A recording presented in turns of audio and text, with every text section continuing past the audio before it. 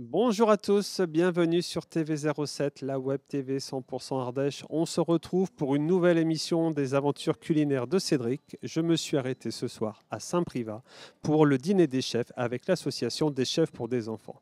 Au programme, une dizaine de chefs vont mettre en avant des produits du terroir au profit de l'association 1, 2, 3 Soleil, association qui envoie donc du personnel dans les hôpitaux afin d'aider donc les enfants à retrouver le sourire. Allez, suivez-moi, on va aller rencontrer les chefs.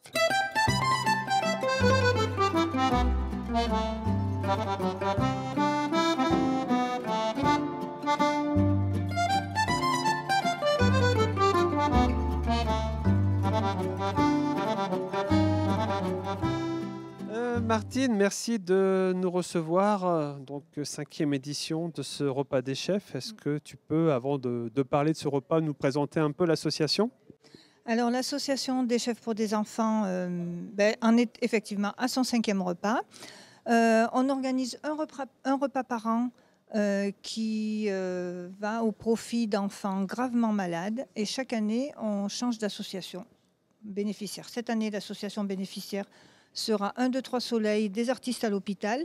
Donc, ce soir, quelques invités. On attend combien de personnes? On attend 200 personnes. 200 personnes ce soir, Oui. 10 chefs. Quelle logistique! Est-ce qu'il y a une équipe autour de toi pour faire de cette soirée un événement exceptionnel ou tu fais tout toute seule? Non, je ne fais pas tout toute seule, mais bon, c'est vrai qu'on n'est quand même pas nombreux et ça demande beaucoup, beaucoup de boulot. J'ai de la chance de pouvoir, d'avoir un petit peu du temps de libre, donc de pouvoir, pendant 6 mois en amont, m'occuper de ça. Mais c'est vrai que ça demande un truc fou. Mais cette année, j'ai bien été entourée par Anna Dos Santos qui fait le maître d'hôtel, qui a géré un petit peu la vaisselle, tout. Et c'est vrai que ça m'a bien aidée. Ainsi que de jeunes collaborateurs avec nous pour servir et desservir les assiettes. Le lycée hôtelier de l'Argentière, et puis le début, vient servir l'événement à chaque fois. Donc cette année, par contre, c'est une classe de débutants, on va dire. Je ne sais pas si c'est le terme est approprié, mais du coup, c'est leur premier gros service. Ils ont démarré cette année, ils sont tout jeunes, c'est presque des bébés. C'est leur soirée de gala et je pense qu'ils sont, pour la plupart, ils sont très contents de participer à cette soirée. C'est la première participation au repas des chefs pour des enfants. Oui, complètement. Je ne connaissais pas avant. Et quand on t'a proposé le projet, ça s'est passé comment? C'est ton professeur qui t'en a parlé? C'était sur la base du volontariat? C'est ça, c'est notre professeur qui nous ont parlé. Et après, oui, moi franchement, ça, j'ai complètement accepté. Alors, en termes d'organisation, vous êtes là depuis quelle heure? Tu es accompagné de tes camarades de classe. Donc, c'est arrivé quelle heure? C'est quoi l'engagement, le stress, la logistique? Bah, on est arrivé vers 14h30, il me semble. Oui, on est parti vers 14h, on est arrivé vers 14h30, 15h. Le temps de tout préparer, on a fini vers 17h30. 18h, on a mangé et là, on est là. Est-ce que tu peux nous présenter un peu l'association? Oui, donc 1, 2, 3 Soleil, c'est une association de clowns et de chanteurs formés aux interventions en milieu de soins et donc qui interviennent en Drôme et en Ardèche. Donc je travaille en tant que clown dans l'association auprès d'enfants essentiellement et depuis quelques années en milieu hospitalier également, mais maisons de retraite, foyers logement, voilà. Et en termes d'enfants qui retrouvent le sourire un peu grâce à vous chaque année, est-ce que vous avez quelques informations à nous donner? Oui, alors donc les services en pédiatrie, c'est des visites toutes les semaines à Valence et à Montélimar. Donc ça représente voilà, à peu près 2800 enfants voilà, qui sont visités.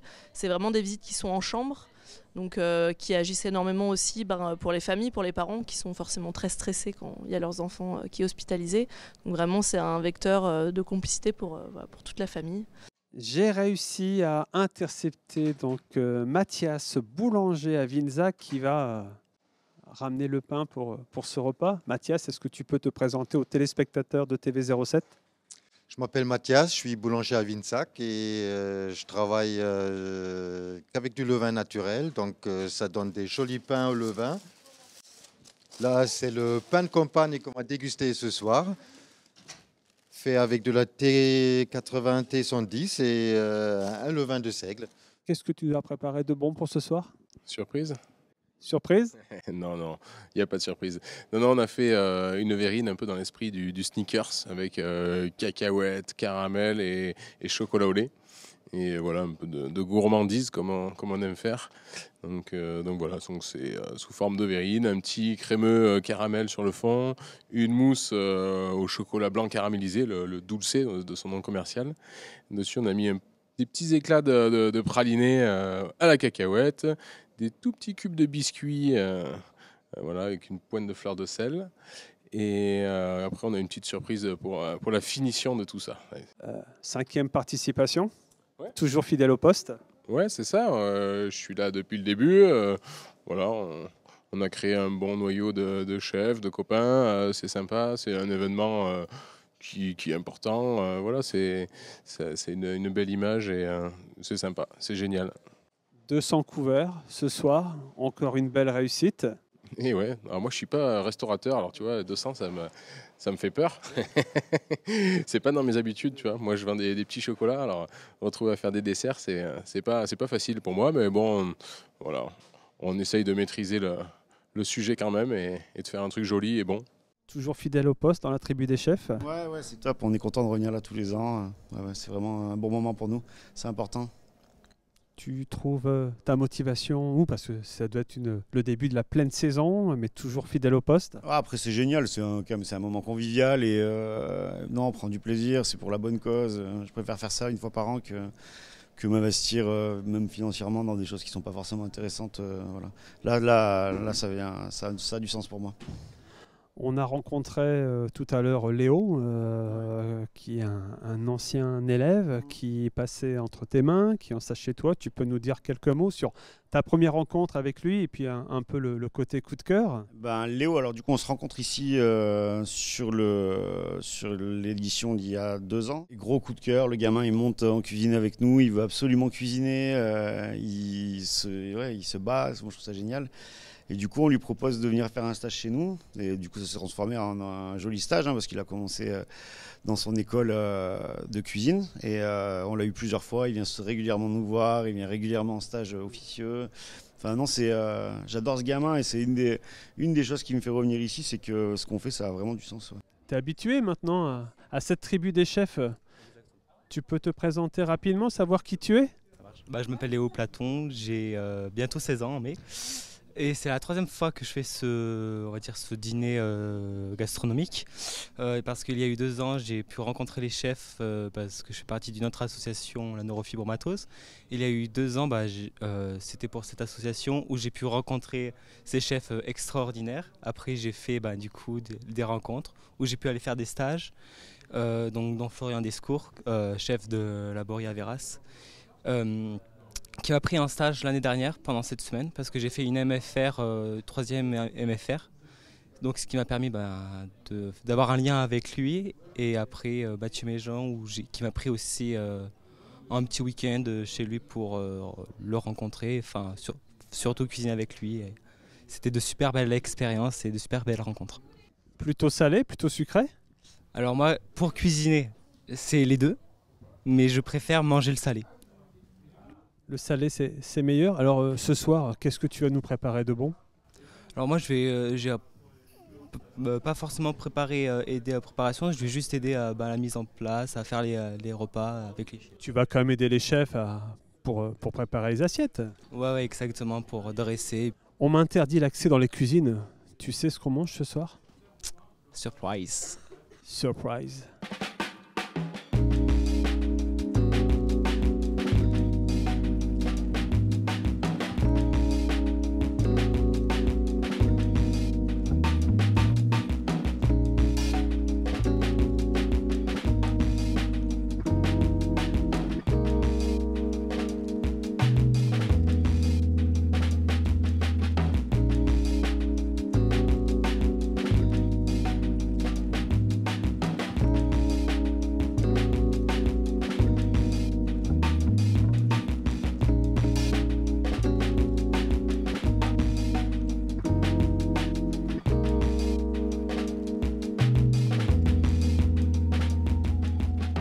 Participer à une belle cause comme ça pour une maladie, c'est quelque chose qui fait partie des valeurs humaines et qui vous rassemble tous en dehors d'un contexte professionnel. Ah oui, ben moi je pense, mais voilà, je pense pour une bonne partie des gens, je pense que c'est ça, oui. Et sincèrement, pour venir dans ce genre d'événement, je pense qu'il faut vraiment être sincèrement touché pour dire de pouvoir le faire. Sinon, on ne trouverait pas notre place. Pour les enfants, c'est génial, il faut le faire. C'est une bonne action pour eux. C'est une bonne action, une bonne œuvre. Vous êtes sensibilisés à ces bénévoles qui donnent de leur temps pour redonner le sourire aux enfants? Oui, bien sûr. Bien sûr, c'est génial. C'est un échange entre tout le monde et ça fait participer tout le monde. C'est extra.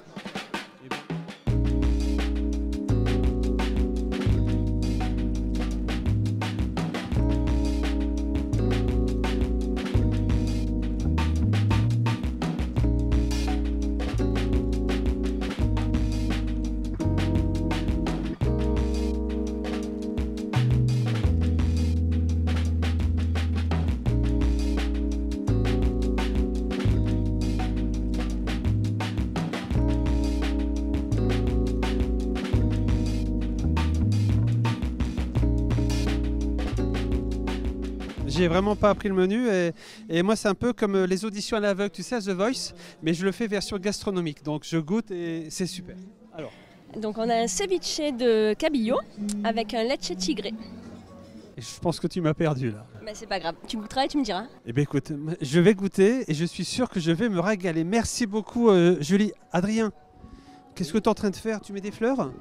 Exactement, là je suis en train de poser la dernière touche de l'assiette pour décorer et mettre un peu de couleur dans cette assiette magnifique. Toi tu es un vrai décorateur, un designer de la gastronomie. Adrien Duplan, les desserts de Julia.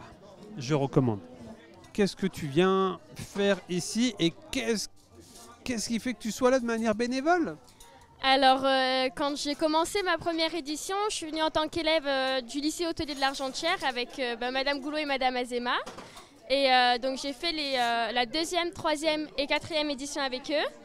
Et en fait, c'est tellement une belle occasion et donc le bon cœur m'a fait revenir pour cette année. Que du coup, vu que je continue mes études en tant que barman, j'ai préparé le cocktail de ce soir. Alors aujourd'hui, tu t'occupes de quelle partie en particulier? Là aujourd'hui je m'occupe surtout des boissons, de gérer tous les jeunes qui sont en apprentissage en termes pour le vin, pour l'eau, c'est vraiment mon domaine là aujourd'hui. Un événement comme celui-ci, 200 convives en termes de bouteilles ouvertes? Je pensais que ça allait boire un petit peu plus, mais finalement ça reste raisonnable pour l'instant. Donc pour l'instant on est à chaque fois à 4 cartons à chaque service. Le dîner des chefs, on vient là pour la qualité de la gastronomie et pour boire un petit verre, mais comme toujours, c'est à boire avec modération.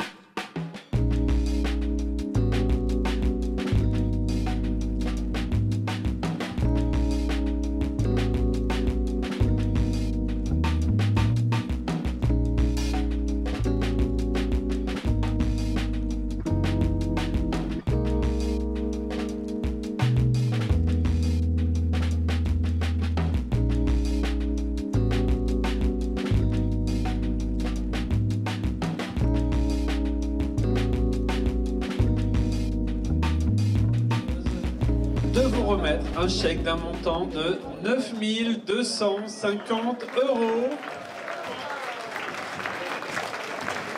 Merci à tous pour votre participation, merci à tous pour votre générosité. Je suis avec Mathieu Méjean. C'est moi-même. C'est la fin de soirée. Mathieu, un petit mot de conclusion. Eh bien, écoute, j'avais besoin d'un petit café parce que quand même il commence à se faire tard. Et puis voilà, j'espère que les gens sont contents, quoi. En tout cas, moi je le suis. J'ai très bien mangé, Mathieu. Et rendez-vous sur le plateau. Eh ben, avec grand plaisir. Il paraît que tu veux nous chanter une petite chanson. Est-ce que tu peux chanter une petite chanson téléspectateur? Pas la chansonnette ce soir, il faudra venir me voir à la ferme de la Besse pour ça. Rendez-vous pris. Rendez-vous à la ferme de la Besse. Promis, je viens. Chaque personne qui entend ce message aura une chansonnette. Voilà. Et la chansonnette de Mathieu, croyez-moi, ça vaut le détour. Ce sera du Francis Cabrel, voilà, je vous le dis. Donc je suis avec Adrien des Coloquintes. Adrien, il paraît que nous devons conclure ensemble cette belle émission. C'est moi qui ai la lourde tâche de conclure apparemment, ouais. Alors comment ça s'est passé dans les coulisses? Parce que moi j'ai vu que ce qui sortait dans les assiettes, mais toi vu de l'intérieur... Oh, c'est toujours un peu désordonné. Non, ça va dans l'ensemble, il y a toujours une bonne ambiance et puis après on commence à être rodé, donc c'est vrai que c'est agréable à envoyer tout ça. Après, on peut toujours s'améliorer, mais dans l'ensemble, je pense que c'est satisfaisant. Ouais. Surtout Monsieur Sardini qui désorganise. Il a tendance à discuter à droite à gauche, et puis c'est vrai que du coup il nous met en retard. Monsieur Sardini, un petit mot de la fin, cette édition 2024, qu'est-ce que vous en avez pensé? Sous le signe de la qualité, une fois de plus. On aurait pu gagner un peu en rapidité, mais la qualité était là, il y a le sourire à toutes les tables, donc on est bon. Le démarrage a été compliqué, le repas délicieux, la conclusion avec l'association des chefs pour les enfants.